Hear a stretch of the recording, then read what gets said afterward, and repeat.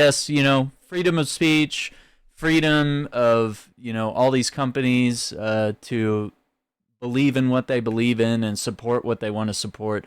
When it comes to certain things, these states will have restrictions on that. So not very much, not as free of a country as you might think that we live in. So let's get to the critics of it.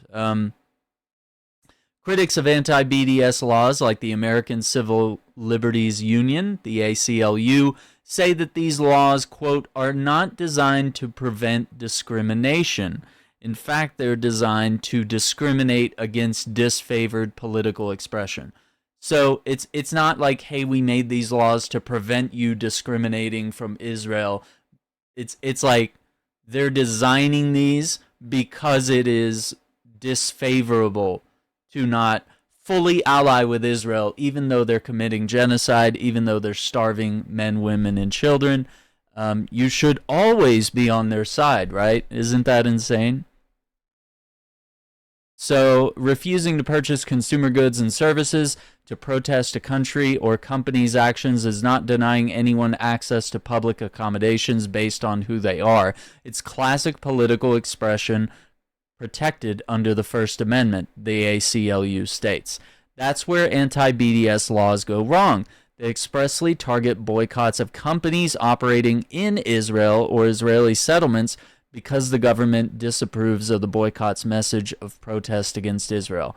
Now, the way I see it, the BDS law, or the BDS itself, the Boycott, Divestment, and Sanctions Against Israel, has chosen a lot of things. They've chosen companies that are in Israel, operating in Israel, and directly involved in genocide, like weapons manufacturers, Intel making the microchips that go into the GPS that goes into the missiles, stuff like that, right? And they were pressured, Intel was pressured so much from boycotts of their products that they shut down their warehouse that was in Israel. So don't for a second think that boycotting doesn't work.